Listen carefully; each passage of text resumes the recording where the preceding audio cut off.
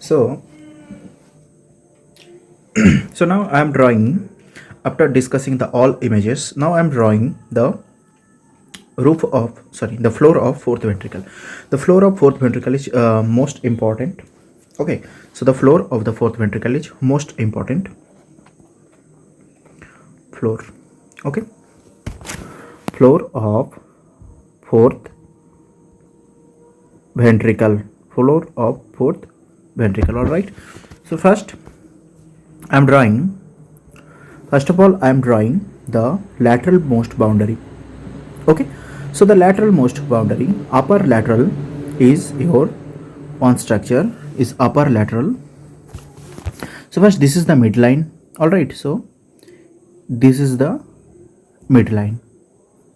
This is midline. Okay, so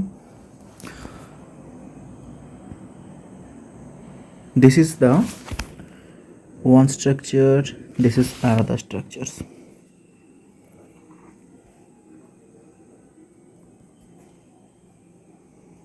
Okay,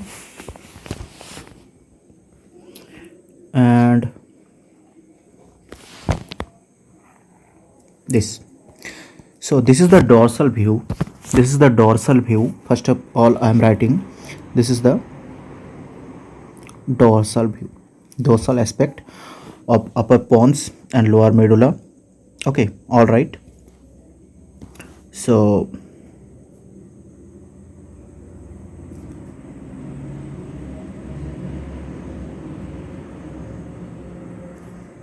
I am drawing the schematic representation. What is this? Superior cerebellar peduncle. This is also superior cerebellar peduncle, forming the upper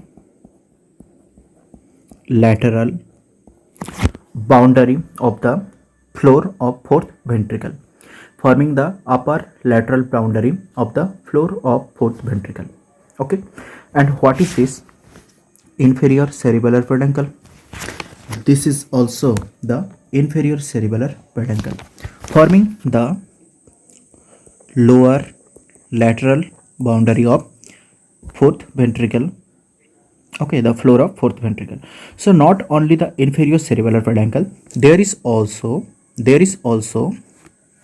I can draw here also two structures. One is the gracile tubercle medial most, the gracile tubercle. You can see here the gracile tubercle medial most on both sides. This is the gracile tubercle. Okay, and lateral to this gracile tubercle, you can see these structures. Cuneate tubercle.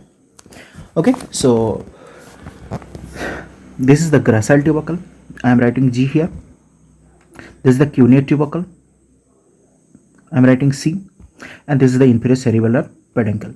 They all are forming the lower lateral boundary of floor of fourth ventricle. We are reading now floor of fourth ventricle. All right, and what is this? This is your middle cerebellar peduncle. This is also your middle cerebellar peduncle. So we cut the superior cerebellar peduncle, inferior cerebellar peduncle, and middle cerebellar peduncle. These are the remnant of this, and the cerebellum is removed, and now we can see the dorsal aspect of this upper pons and medulla.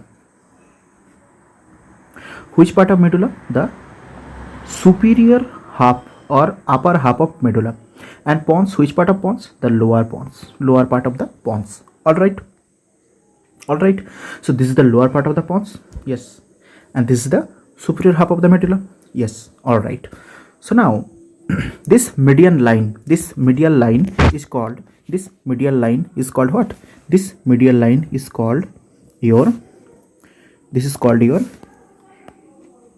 median sulcus. All right, this median line is called your median sulcus, and this fibrous band which is pointing towards medulla is stria. This is actually the white band. This is called stria terminalis.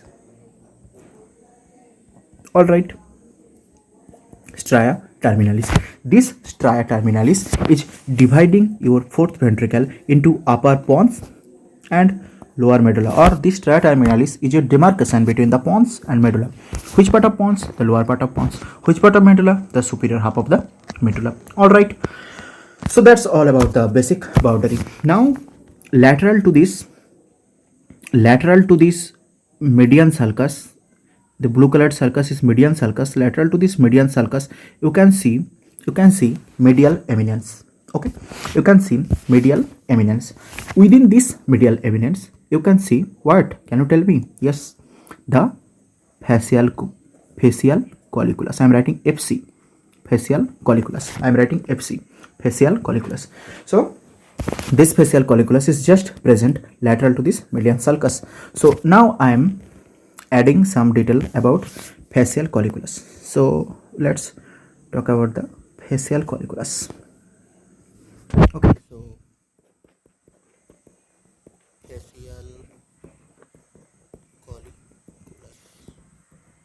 facial colliculus. I'm writing here FC. So this facial colliculus on either side of the medial eminence, you can see on either side of the medial eminence, both right and left, on either side of the medial eminence. Okay, on either side of the medial eminence, you can this the facial colliculus. Okay, on the pontine part of the floor of the fourth ventricle. Okay, this swelling, this facial colliculus, so this swelling is produced by the fibers of the motor nucleus of facial nerve. So I am writing this swelling is produced by. So this swelling is produced by motor fibers of facial nerve. This swelling is produced by the motor fibers of facial nerve during when it is arching, when it is arching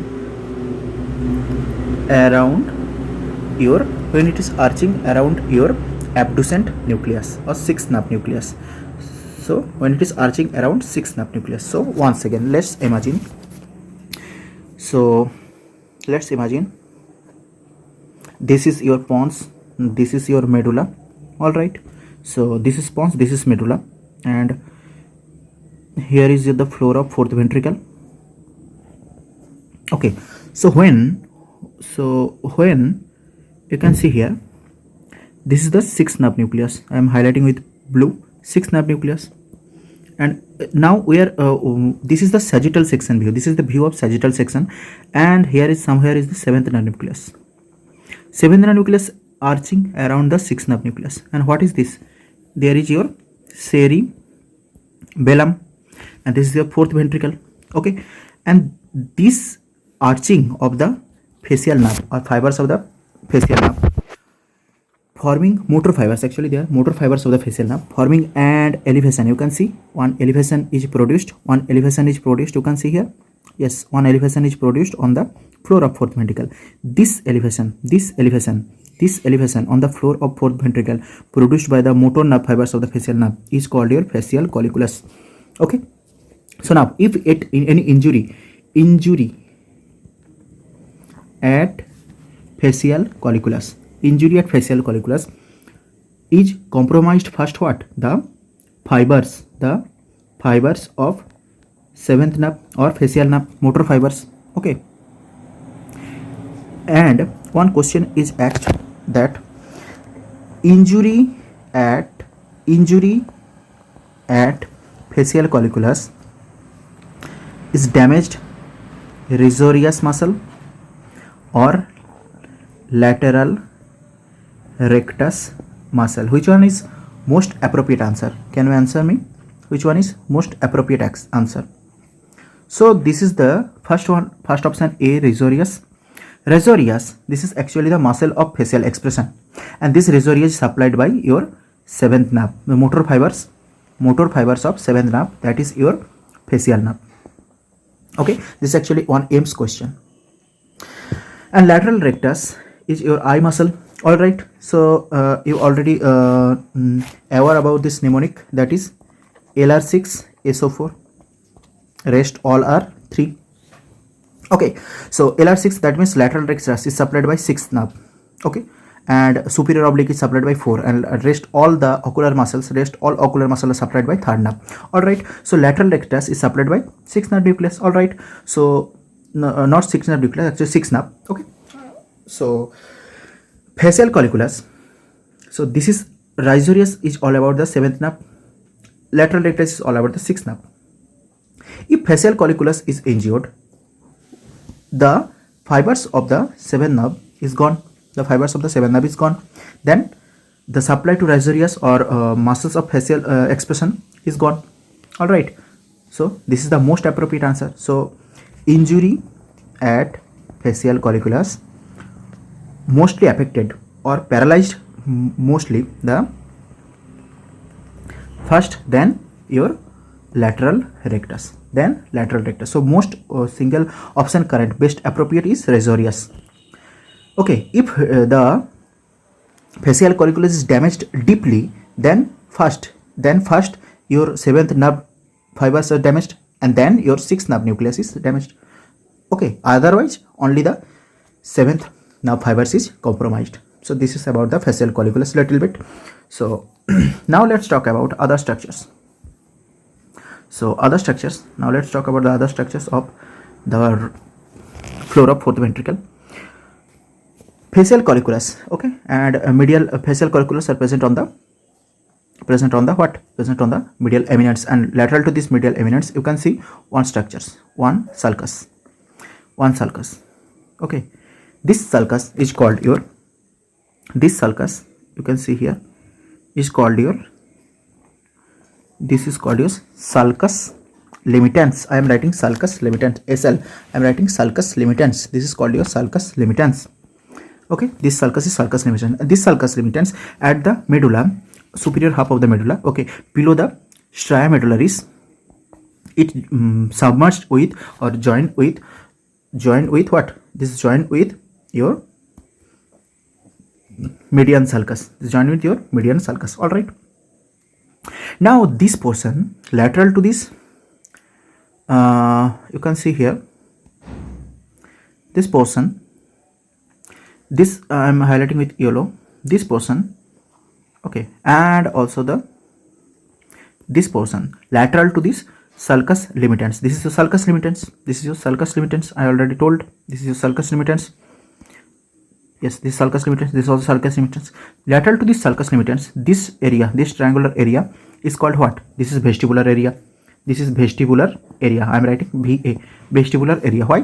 Because in this vestibular area, vestibular nerve nucleus is present, and this vestibular area is compromised in your lateral medullary syndrome, like Wellenberg syndrome, and this is clinical representation is vertigo.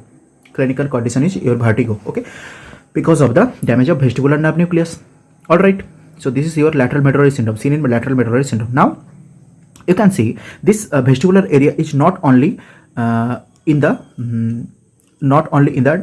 pons area. This is also extended up to your,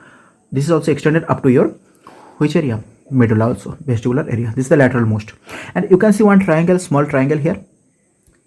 You can see here one small triangle. This triangle is your hypoglossal triangle. This triangle is your hypoglossal triangle. All right, this triangle is your hypoglossal triangle because of the presence of hypoglossal nuclei. Below this hypoglossal triangle, you can see another triangular area. Below this hypoglossal triangle, you can see another triangular area. This is a facial triangle. Okay, I'm drawing another separate diagram for this. Okay, only to describe these triangles. This is the midline. Okay, this is the midline, and this is the superior colliculus. Okay, I am drawing only the inferior colliculus here.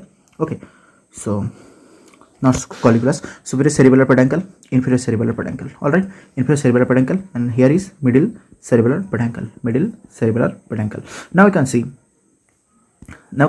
this fiber. This is the stria medullaris. All right, this is the stria medullaris, and this is median sulcus. Okay, so this is the median sulcus, and this is the sulcus limitans. And what is this? This is the hypoglossal triangle. I am writing HT, hypoglossal triangle. And below this hypoglossal triangle, you can see another triangle also. This is your what? vagus triangle, vagal triangle, vagal triangle, vagal triangle. So most medial is your hypoglossal triangle. Lateral to this hypoglossal triangle is your vagal triangle. Now below this vagal triangle you can see another area. You can see another area. Okay, below this vagal triangle you can see another area. This area, this is called your what? This is called this area. You can see this area, I am highlighting with green. This area below the vagal triangle is what? This is your area. This is your area postrema. Area postrema. Postrema. This is your area postrema. So I want to add two important point about area postrema. What? This area postrema, I am writing AP, area postrema. Area postrema is CTZ. What is CTZ? CTZ is cremo trigger zone. This is your vomiting center. This is your CTZ, chemo trigger zone. CTZ, chemo trigger zone. Okay, this is your vomiting center. One point about area postrema, and another point about area postrema. This is your, there is no blood brain barrier. There is no blood brain barrier. I am writing BBB. So if there is no blood brain barrier, that means your area postrema is also called what? This area postrema is also called, is your area postrema. There is no blood brain barrier. So structures where there is no blood brain barrier, these structures are, I want to add other structures also. Okay, they are called circumventricular organ. So I am giving a note on circumventricular organ, some name of circumventricular organ in the same token. So some circumventricular organ, you can see one A. I am writing circumventricular organ, CVO. Okay, A is your OVLT. What is OVLT? That is organum vasculosum of lamina terminalis. Organum vasculosum of lamina terminalis, or you can say only simply lamina terminalis. This is one. This is also an circumventricular organ. That means no blood brain barrier. Okay, so this point is important. No blood brain barrier. Circumventricular organ, no blood brain barrier. B. This is your obviously area postrema. I already told here, area postrema.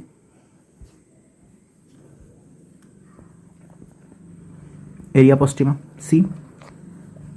C is your pineal gland. There is also no blood brain barrier. No blood brain barrier. They all are circumventricular organ. D. This is your median eminence. This is your median eminence. E. This is your posterior pituitary. Posterior part of pituitary. All right.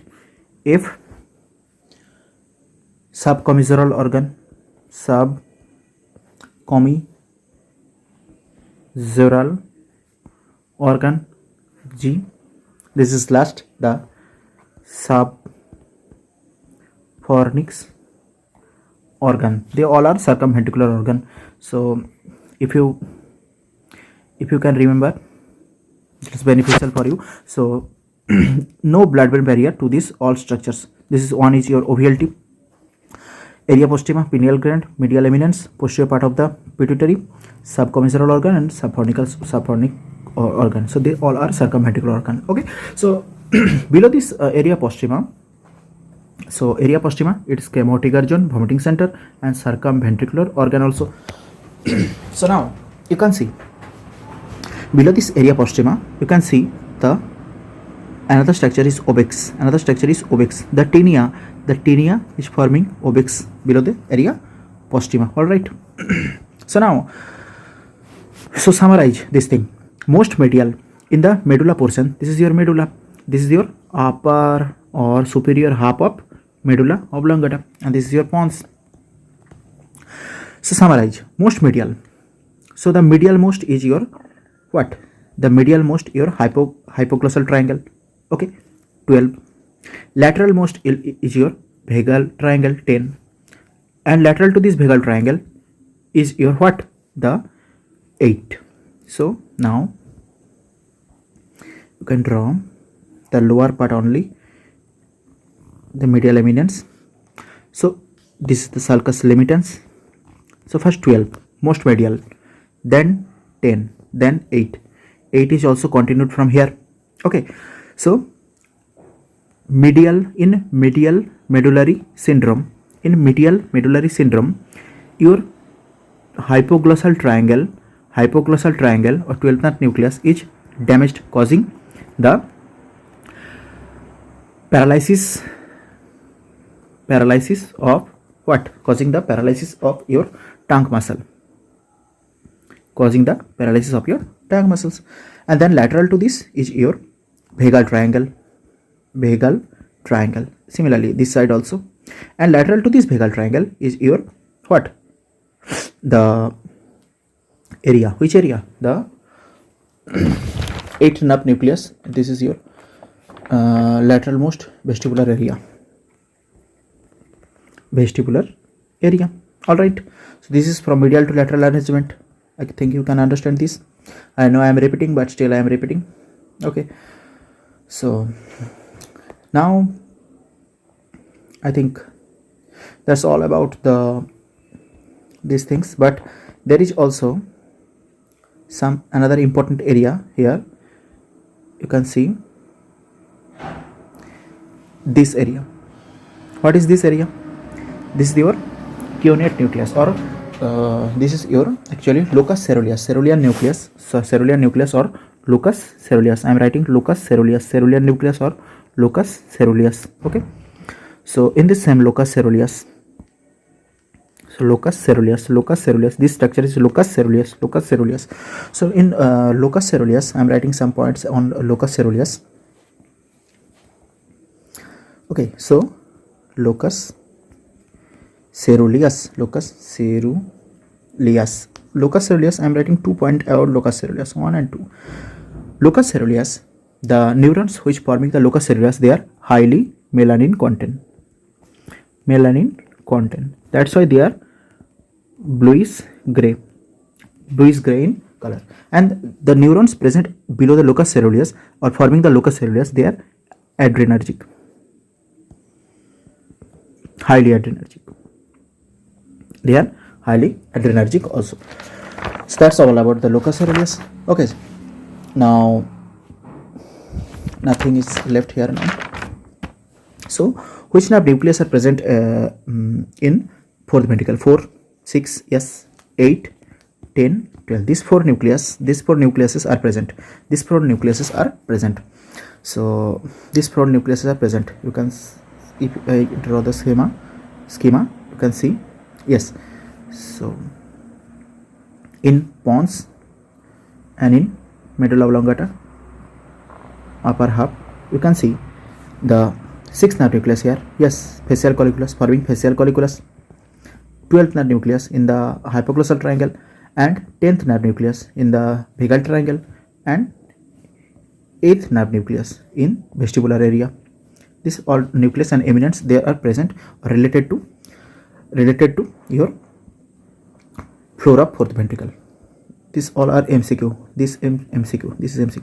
6, 8, 10, 12. These are related to floor of fourth ventricle. All right. So now next is what? Next is nothing. Next is your clinicals, and so another diagram also I want to add. This is your pons. Okay. This is your medulla oblongata, and I already told from beginning. I'm already telling from the beginning that the fourth ventricle is nothing but the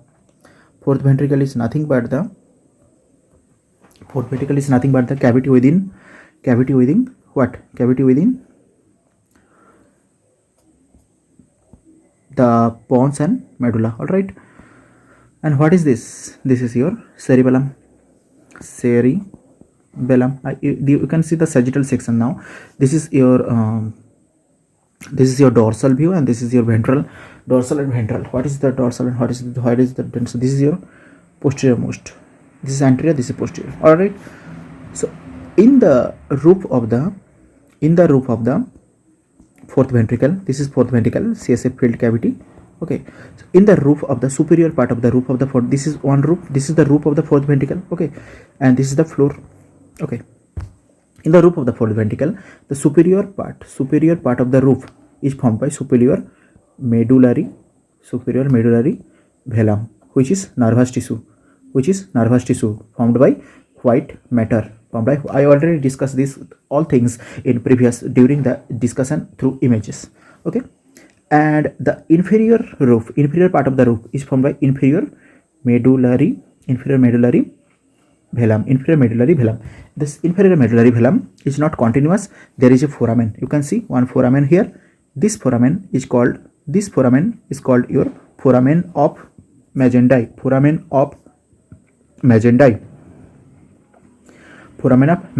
This is one in number, and also two lateral foramens are there. I cannot demonstrate these things here. So in the inferior medullary velum, you can see three foramen. Which three foramen? In the inferior medullary velum, you can see three foramen. These three foramens are: one, medially the Magendie foramen or foramen of Magendie. Okay, this is one in number, and foramen lusca. This is two in numbers. Foramen lusca, two is number. Actually, these foramens are due to what? Due to the CSF continuity. Through this foramen, CSF is continued between the floor of fourth ventricle and floor of fourth ventricle and subarachnoid spaces. Okay, so this CSF continuity through this three foramen. Okay, now I already discussed all things. Okay, so this is actually the CSF draining system, and also the CSF producing system. Already the choroid plexus CSF producing system. This is actually the T-shaped in your fourth ventricle, floor of fourth ventricle. Okay, this choroid plexus is actually supplied by one important arterial branch. This is branch from pica. This is posterior inferior cerebellar artery. Branch from pica, posterior inferior cerebellar artery. Actually, they supplied the choroid plexus present within the floor of fourth ventricle. All right, these all things I already discussed. Okay, one detail which I want to add in the inferior medullary velum. This inferior medullary velum is non-nervous. So inferior medullary velum is non-nervous. So what is this? So I am talking inferior medullary velum. So inferior medullary velum, this is not continuous. Okay, so three foramens present: foramen Magendie, foramen lusca. Three foramens present in inferior medullary velum. Inferior medullary velum is forming the inferior part of the roof of the fourth ventricle. All right, and also one thing, this is actually non-nervous. This is actually formed by ependymal cell. This is actually formed by inferior medullary velum is actually formed by ependymal cell. This is actually glial cell, and also little bit pyometer. A little bit pyometer is also forming your inferior medullary velum. All right. So that's all about inferior medullary velum. So now the clinical parts. So in the clinical parts, the tumors of the fourth ventricle is most important thing is the tumors of the fourth ventricle. So most common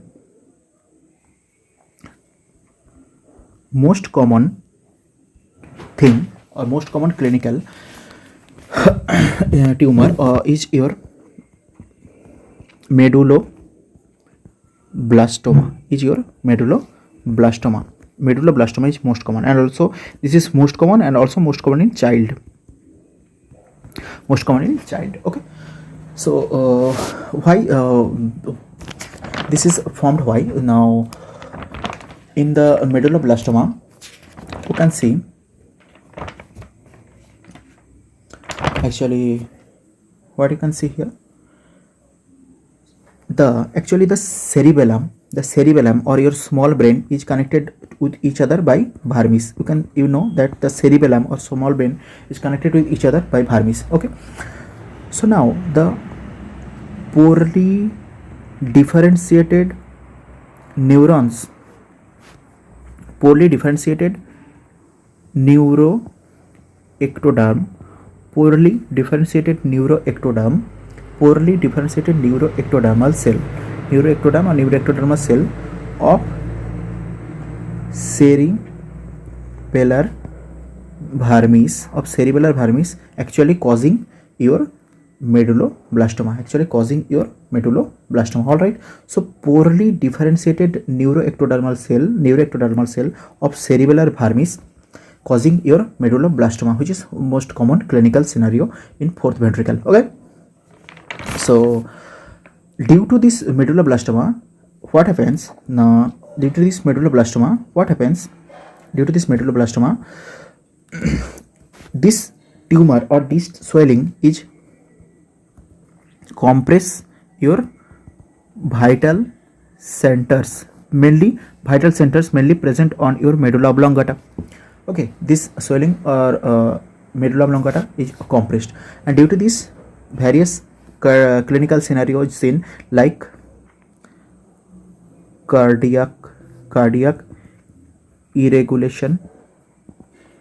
Okay, you all know that various centers are present in medulla oblongata related to regulation of cardiovascular system, regulation of CVS, regulation of your respiration, etc., and also trachycardia,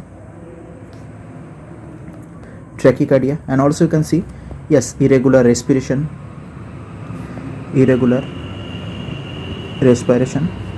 and you can see also the vasomotor disturbance. All right, you can see these things in medulloblastoma. And another clinical also present, that is your ependymoma. What is ependymoma?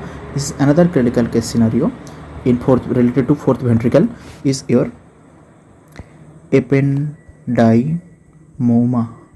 What is ependymoma? This is due to the proliferation of ependymal cell.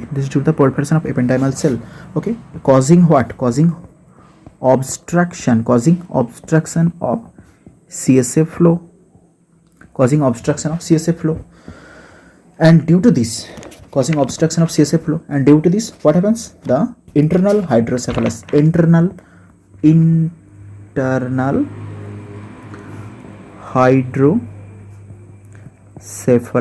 is the clinical features. So I think that's all about the fourth ventricle.